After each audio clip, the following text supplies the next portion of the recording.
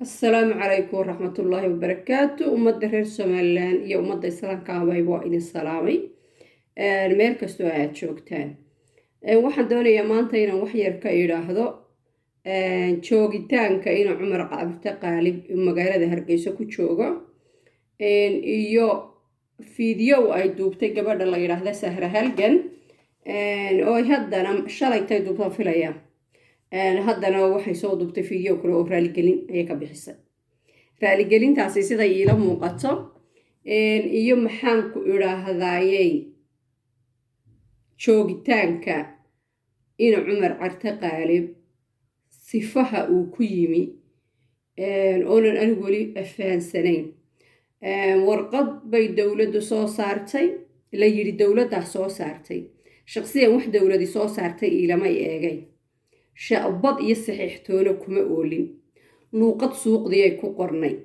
marka ma hubo ma ogi warqadaas inay sax tahay in kale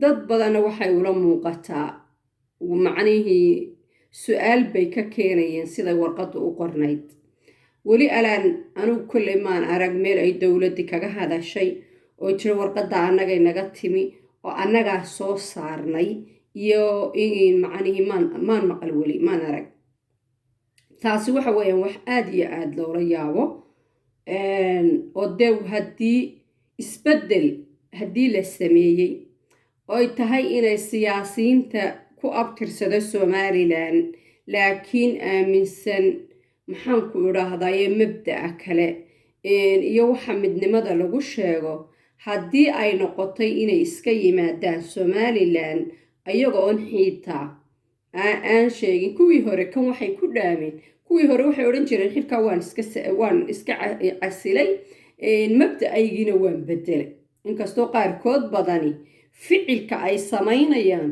aanu u muuqan kuwo macnihii ka noqday wixii ay aaminsanaayeen laakiin waxay kan ku dhaameen macnihii waxay odhan jireen waan iska casilay xilkaas laakiin wiilkani waxaa la yidhi Hargeysuu yimi aerobortku ka soo degay gurigoodii buu iska tegay sidii macnihii qof caadiya oo shacaba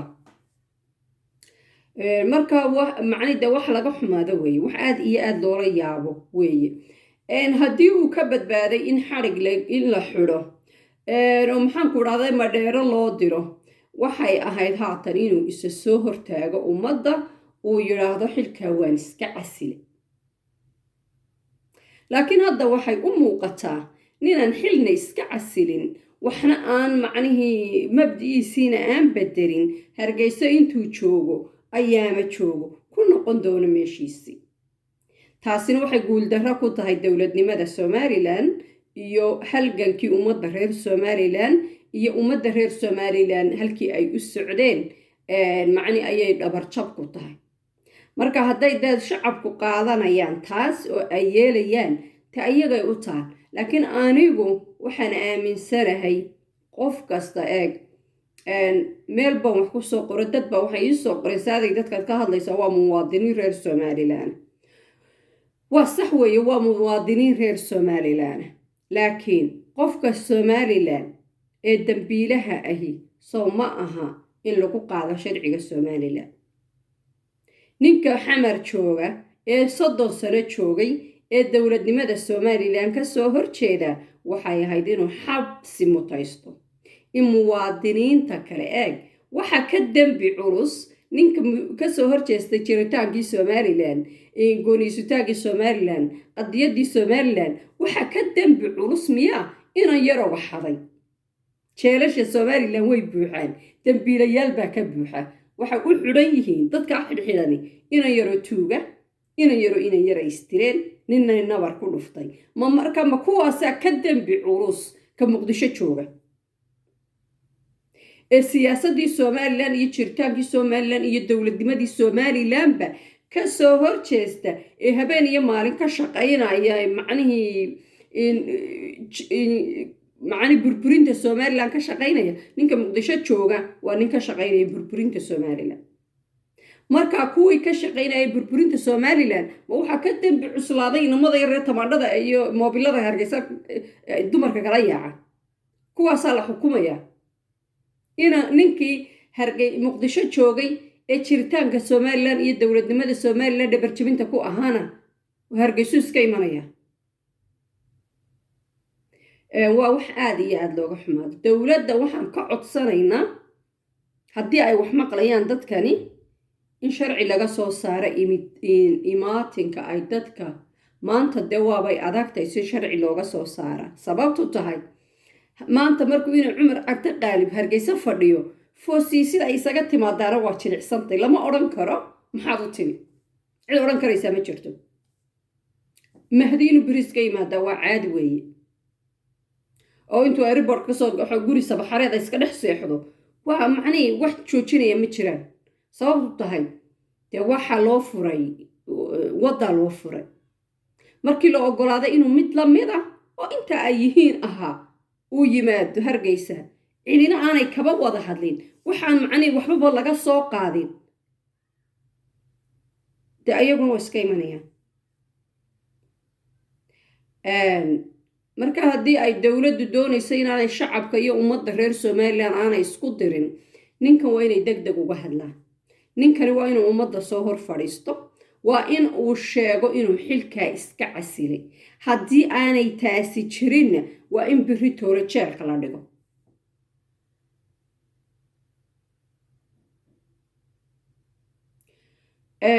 waxa weeyaan dadkaas ka yimi, dadkaas soomaaliya tegay ee u shaqada tegay, haddii ay waddanka ku soo noqdaan waa reer somalilan oo lama meel kaloo loo mastaafuriyaa ma jirto. laakiin waa inay dembiga galeen lagu qaado ayay ahayd. waxay ahayd guddigoodba in jeelasha lagu xareeyo. dadka reer somalilan ee hargeysa iyo burciyo berbere jooga ee dembiyada gala waxba kama sitaan, ayaga ka dembi xun, ayagaa qarannimadii waddanka meel kaga dhacay. caalamka ma jirto waddan dadkii waddankiisa kasoo horjeeday ee macnihii burburintiisa iyo dowladnimadiisa kasoo horjeeday guryaha kusoo xaraysta, meela ka jirtaa ma jirto. markaas sharciga somalilan wax weyn baa ka khaldan. sharciga somalilan ee ku wajahan dadka soomaaliya tegaya wax weyn baa ka khaldan. haddii jeelka ay ka baxsadeen oo la maxakabadaynayn oon jeel la dhigayn, waxay ahayd in marka u horeysa intaanay muqdisho ka imaninba inay sheegaan inay xilkii ka tegeen, inaanay dowladda soomaaliya wax xil ay u hayaan oo dambe aanu jirin. markay somalilan yimaadaanna inay soo fadhiistaan tiifiyada reer somalilan iyo shacabka reer somalilan cafis weydiistaan, raaligelina bixiyaan. laakiin siday maanta u socotay inta la airportka ka soo dego, inta laga hortago in lasoo kaxeeyo guriga xaafadoodii la geeya, wax shaqaynaya maaha, wax soconaya maaha. ta kale waxa weeye dowladdu waa inay sharci ka soo saartaa, ummaddana u caddaysa inaanay dadkaasi siyaasadda somalilan dhexgeli doonin, inaanay siyaasadda somalilan ku milmi doonin, inaanay reeraha reer somalilan aan loo ogolaanin inay reera shirshiriyaan oy dad isugu yeedhaan oy ummadda qaybiyaan sidii kuwii ka soo horreeyey kan ay sameeyeen. waa inay dowladdu imikadaa sheegto in aanay dadkaasi siyaasadda somalilan ku dhex milmaynin oo aanay siyaasadda somalilan ka qayb qaadanaynin. waa haddii dowladnimo jirto, waa haddii daljacayl jiro, waa haddii ummaddani ay diyaar u tahay inay waddan iyo dal iyo dowlad dhisato. taas intaasaan ku dhaafaya. waxaan arkayay gabadha la yidhaahda Sahra Halgan oo soo fadhiisatay social media oo tidhi nin aan erey ku idhi ayaan raaligelin ka bixinaya. raaligelinta Sahra Halgan laba waxbaa kalifay. kow waxa kalifay dumar ka soo daba qaylinayay oo ninka la yidhaahdo Mahdi difaacayay, iyo niyad jabka anigaba maanta i haysta ee inay nimankii ay maanta ninka ay maagayso ee muqdisho jooga ay dhici karto inuu berri yimaado siyaasina uu u noqdo. markaa dee qofku wuxuu isweydiinayaa maxaad u difaacaysaa dadkan, maxaad dadkan ugu gafaysaa haddii ay beriba iska iman doonaan. gaf ma aha laakiin gar baa loogu leeyay. laakiin maxaad ulaba doodi haddii aad og tahay inay beri iman doonaan oo waddanka siyaasiyiin ka noqon doonaan oon laba cali isweydiinaynin, maxaaba kalifaya inaad ka hadasho? horta waa anigu sidaan aaminsanay mid waa ta labaad, dumar ayaa usoo fadhiistay social mediaha oo qaarkood dee si liidato oo caytabayo oo waxay ku hadlayaan aad ka wiswisayso. qaarna ay leeyihiin inankayaga ina adeerkayo ayaad la hadasha. Sahra Halgan waxaan ku leeyahay walaalay, cid xaal kugu lahayd iyo cidaad dembi ka gashay midna ma jirin. Mahdi waxaa tidhi waa cadaqaate, kelmadda cadaqaatan ka raali gelinayaa baa tidhi. dumarkaasina waxay lahaayeen inankayaga dee ku tidhi cadaqaato waa anaguna la dhasho, aniguna li qabiil yahayow, kuwooda siday kuwooduba meesha u joogaan ayuunbu asna u joogaa. taasi waa runo, sida ay u joogaan kuwa kale ayuunbu asna u joogaan. laakiin anaa runta kuu sheegaya, Mahdi waa cadaqaate, inuu Cumar Cabdi Qaalib waa cadaqaate, xayir maareeye waa cadaqaate, foosiye aadan waa cadaqaate, giddigoodba waa cadaqaatayaan. intay ka tira leegihiin waxa Soomaaliya tegay giddigood waa cadaqaataya. rag weeye, rag kale hoos fadhiya oo sacbada haysta. anaa kuu sheegaya, hadduu Mahdi agtaada sharaf ka leeyahay, hadduu Cumar Cabdi Qaalib agtaada sharaf ka leeyahay, hadduu xayir maareeye agtaada sharaf ka leeyahay, hadday foosiye aadan agtaada sharaf ka leeday, midna agtayda sharaf ka malaha. giddigood waa dad kale gacmaha hoosaysta, waa dad halkaa u shaqo tegay.